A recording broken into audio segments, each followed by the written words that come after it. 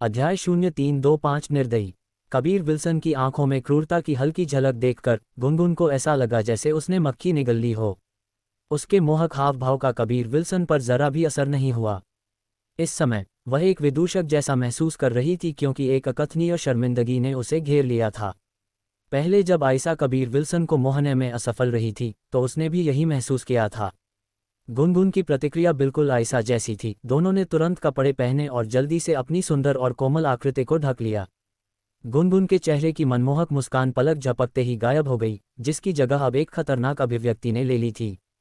मूल रूप से वह मानती थी कि अपनी काया से वह कबीर विल्सन को मोहित करने में सक्षम होगी, जिससे कबीर विल्सन लड़ाई के दौरान अपनी चौकसी कम कर देंगे।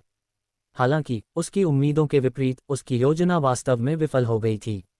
वह कबीर विल्सन की ताकत से बहुत अच्छी तरह वाकिफ थी। कुछ देर पहले भीड़ के बीच छिपकर वह कबीर विल्सन की पिछली लड़ाई को ध्यान से देख रही थी।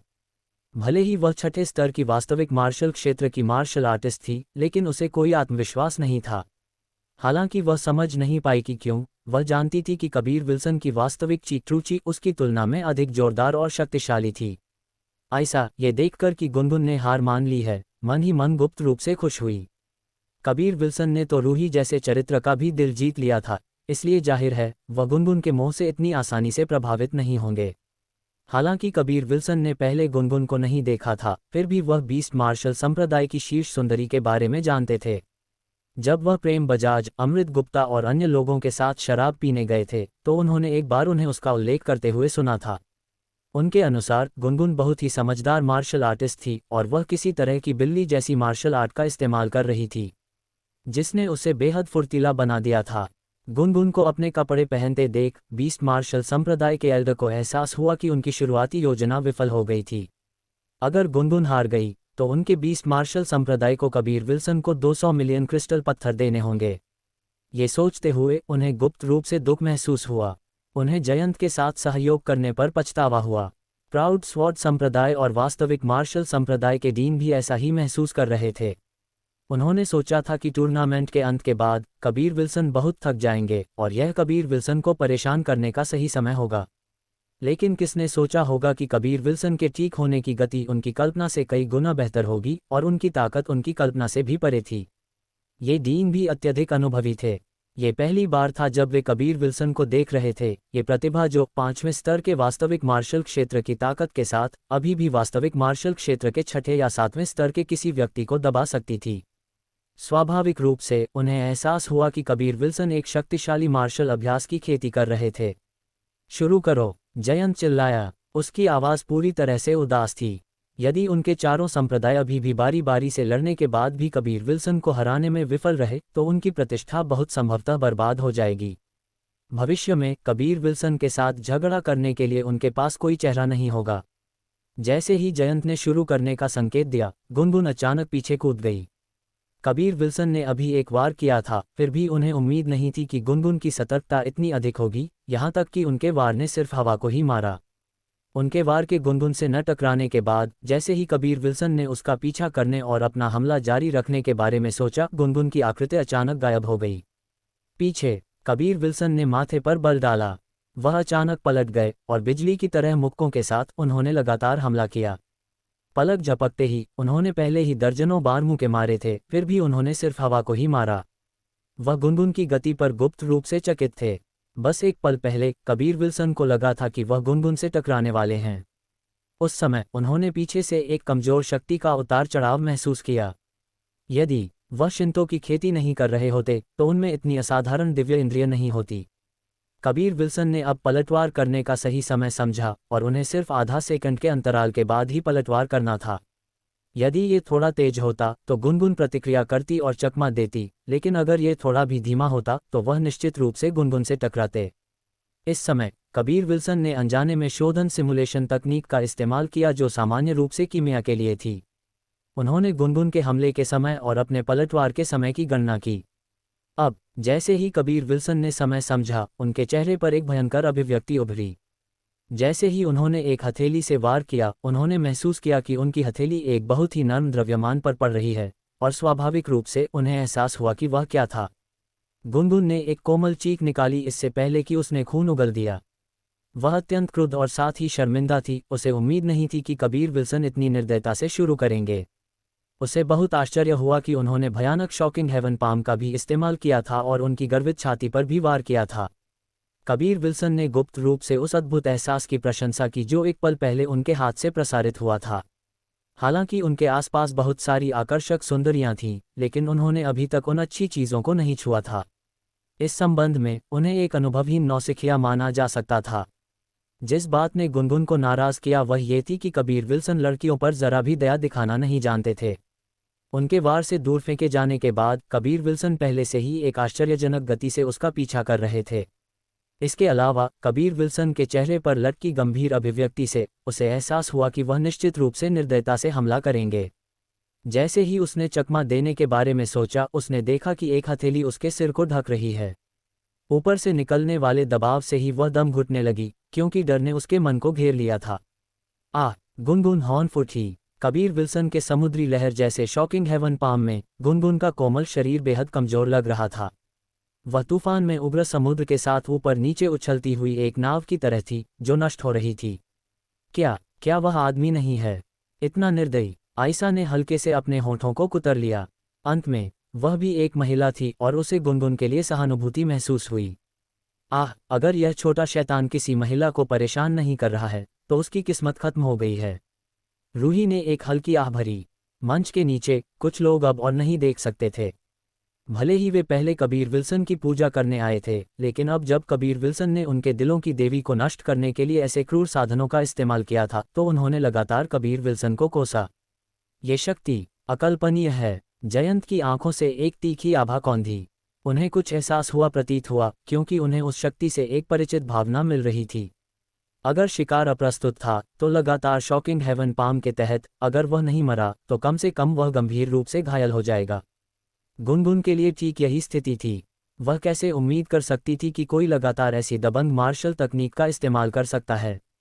शॉकिंग हेवन पाम के लिए वास्तविक ची की खपत असाधारण थी।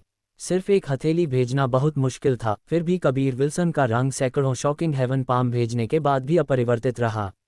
ये स्पष्ट प्रमाण था कि कबीर विल्सन के पास एक बहुत ही समृद्ध वास्तविक ची भंडार था। कबीर विल्सन! गुनगुन ने कोमल आवाज में चिल्लाया। अच्छी नज़र वाला कोई भी गुनगुन की हथेलियों को कबीर विल्सन के ऊपर सीधे पड़ते हुए देख सकता था। उस पल कबीर विल्सन को अचानक अपनी हथेली पर दर्द महसूस हुआ। वह स्पष्ट रूप से अपनी दोनों हथेलियों को छेदने वाली 5 तेज चीजों को महसूस कर सकता था। उन्हें कोई पता नहीं था कि वह क्या था, हालांकि वह अपनी तेज होती हथेली को रोक नहीं सकते थे। जिस कारण से उन्होंने गुनगुन पर ऐसी क्रूर हथेली तकनीकों का इस्तेमाल करना जारी रखा, वह इसलिए था क्योंकि उन्हें लगा कि गुनगुन की सांस कमजोर होने के कोई संकेत नहीं दिखा रही थी। दूसरे शब्दों में, हालांकि गुनगुन तबाह लग रही थी, लेकिन उसकी चोटें बिल्कुल भी बुरी नहीं थीं। इस लड़की का शरीर बहुत कोमल और बेहद लचीला है। उसके शरीर के भीतर की वास्तविक ची में भी यही विशेषताएं हैं। इसके कारण आपके शॉकिंग हेवन पाम की लगभग 80% शक्ति उसके शरीर पर पड़ने के बाद उसके शरीर के कोमलता और वास्तविक ची द्वारा कम हो जाती है। रिनी ने समझाया। उसकी संवेदनशीलता वास्तव में शक्तिशाली थी, इसलिए वह गुनगुन के शरीर के हर रेशे को सटीक रूप से महसूस कर सकती थी। यही कारण था कि कबीर विल्सन ने नहीं रोका, चाहे गुनगुन कितनी भी बुरी तरह क्यों न रोई हो। इसके विपरीत वह गुनगुन को तबाह करने के लिए शॉकिंग हेवन पाम का उपयोग करने में और भी अधिक क्रूर थे। भले ही 4 निर्वाण क्षेत्र के मार्शल आर्टिस्टों द्वारा अवरोध बिछाया गया था, कबीर विल्सन के लगातार शॉकिंग हेवन पाम ने अभी भी जमीन को हिला दिया। कंपकंपी ने कई लोगों के पैरों को सुन्न कर दिया। इस शक्ति के आतंक की कल्पना दर्शक ही कर सकते थे, गुनगुन का तो जिक्र ही नहीं, जो सीधे कबीर विल्सन के वारों से पीड़ित थी। अध्याय 0326 हरकुलियन वंश पहला भाग। क्या ये छोटा शैतान इतनी सुंदर लड़की को सचमुच तबाह करने का जोखिम उठा सकता है? उनकी कोई दुश्मनी नहीं है, उसे ऐसे क्रूर साधनों का उपयोग करने की कोई आवश्यकता नहीं है। रूही ने माथे पर बल डाला। वह नहीं चाहती थी कि कबीर विल्सन एक क्रूर आदमी में बदल जाए। वह जानती थी कि कबीर विल्सन एक ऐसा व्यक्ति है जो मारने में संकोच नहीं करेगा, लेकिन केवल तभी जब उसके जीवन को खतरा होगा तभी वह ऐसे क्रूर साधनों का सहारा लेगा। गुनगुन ने तो शुरू से अंत तक किसी भी क्रूर साधन का सहारा नहीं लिया था।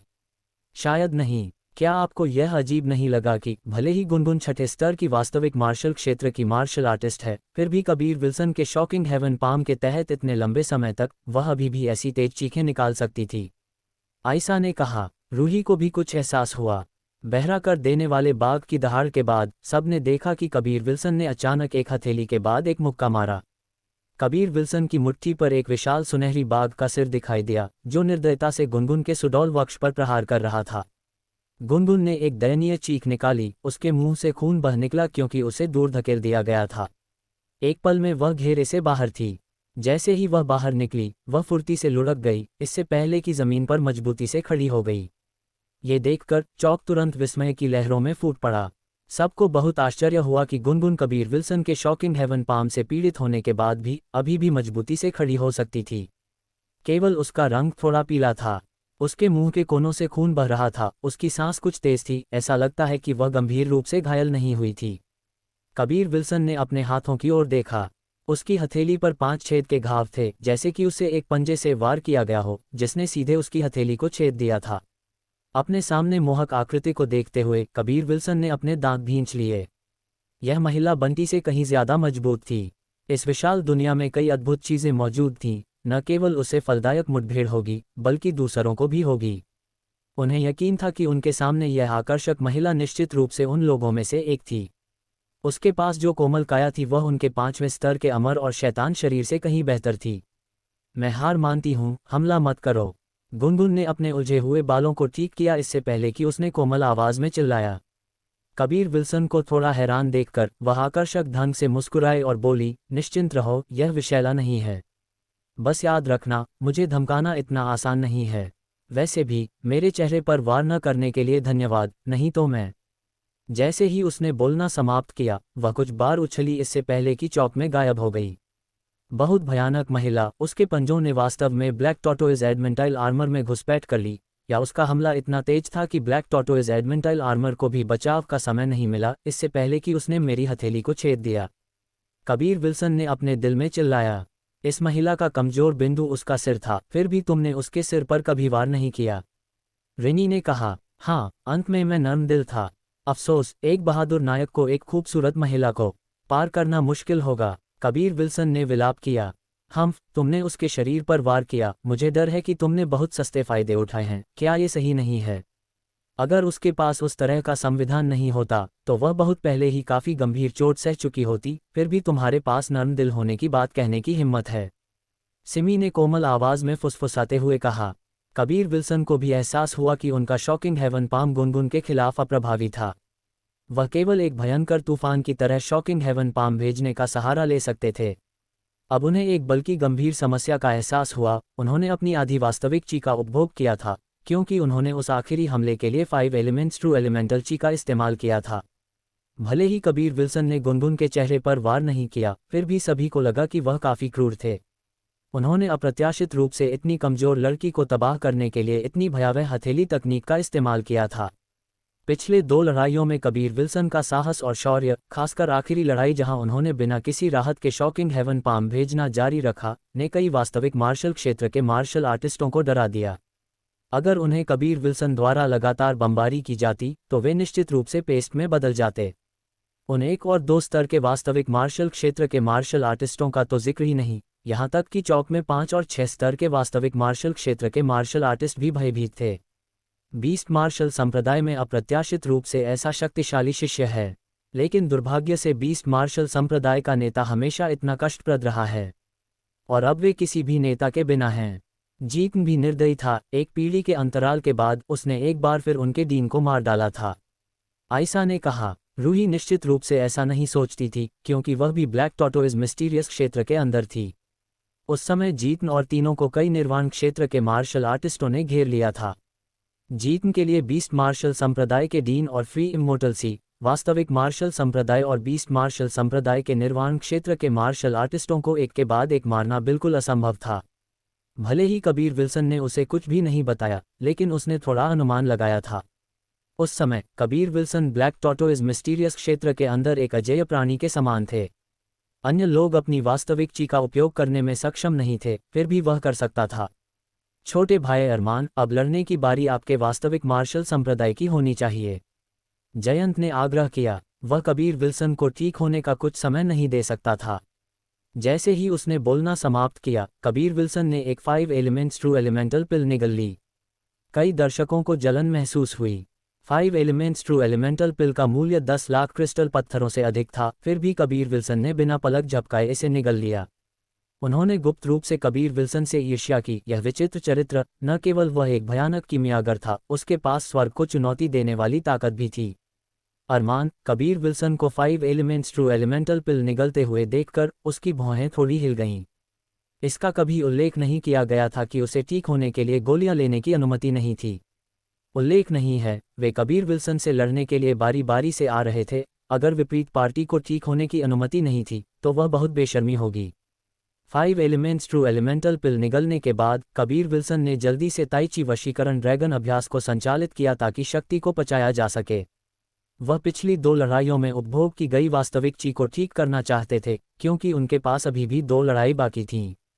मेरा वास्तविक मार्शल संप्रदाय हार मानता है, अरमान अचानक चिल्लाया। अब अगर उसने अपने शिष्य को भेजा तो क्या वह उसे यातना देने के लिए नहीं भेज रहा था? वह बहुत नासमझी होगी। वर्तमान में वे जयंत से पूरी तरह से असंतुष्ट थे। उसे उनसे पहले लड़ने के लिए अपने शिष्य को भेजने के लिए क्यों कहना चाहिए? फिर भी उसके फ्री इमोर्टल सी के शिष्य सबसे आखिर में लड़ेंगे। क्या वह उनका फायदा नहीं उठा रहा था? ये सोचते हुए अरमान बहुत दुखी महसूस कर रहा था। बीस्ट मार्शल संप्रदाय और प्राउड स्वॉर्ड संप्रदाय के लिए भी यही सच था।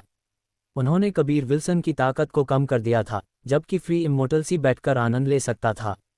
अंत में उन्हें ही कबीर विल्सन को क्रिस्टल पत्थर देने होंगे। अगर फ्री इमोर्टल सी आखिरी लड़ाई जीत गया तो कबीर विल्सन को उनके कहने पर गोलियां बनानी होंगी। फ्री इमोर्टल सी निश्चित रूप से आसमान छूने वाले मुनाफे काटेगा। जयंत को स्पष्ट रूप से एहसास हुआ कि अरमान और अन्य लोगों के दिमाग में क्या चल रहा था। वह भी इन कनिष्ठों से पूरी तरह से असंतुष्ट था। अगर एक्सट्रीम मार्शल संप्रदाय पर हमला करने के लिए पैंसर नहीं लगाया जाता तो वह उनके साथ गठबंधन करने की जहमत नहीं उठाता। हम्फ, लड़ने से पहले ही तुमने हार मान ली। तुम कनिष्ठों में भी कोई हिम्मत नहीं है। जयंत ने धीमी आवाज में उपहास किया और कहा। साथ ही अवरोध के बाहर एक बूढ़े व्यक्ति ने एक अर्थपूर्ण नजर डाली। भले ही कबीर विल्सन ने पिछली 2 लड़ाइयों में दया दिखाई थी, लेकिन अरमान चिंतित था कि कबीर विल्सन अपने वास्तविक मार्शल संप्रदाय के शिष्य से निपटने के लिए क्रूर साधनों का इस्तेमाल करेंगे, क्योंकि कबीर विल्सन की वास्तविक मार्शल संप्रदाय के साथ एक बड़ी दुश्मनी थी। अगला फ्री इमोर्टल सी की बारी थी लड़ने की। कबीर विल्सन ने पहले फ्री इमोर्टल सी के कुछ शिष्यों को मार डाला था, लेकिन वे सिर्फ कुछ गुर्गे थे। लेकिन अब फ्री इमोर्टल सी का शिष्य निश्चित रूप से मजबूत होगा, अन्यथा जयंत इतना आत्मविश्वासी नहीं लगेगा। Kabir Wilson 5 elements true elemental pill को थोड़ा थोड़ा करके परिष्कृत कर रहे थे। इसने कबीर विल्सन को अपनी वास्तविक ची का एक बड़ा हिस्सा ठीक करने की अनुमति दी। वह जानता था कि विपरीत पार्टी उसे ठीक होने के लिए बहुत अधिक समय नहीं देगी, हालांकि अब उनके लिए एक लड़ाई लड़ना पर्याप्त था। अचानक एक विचित्र ऊर्जा का उतार चढ़ाव आया। कबीर विल्सन जल्दी से कुछ कदम पीछे हट गए, इससे पहले कि एक बच्चा अचानक उनके सामने अपनी चोटी आकाश की ओर इशारा करते हुए दिखाई दिया। प्राचीन हरकुलियन वंश, रिनी चिल्लाए।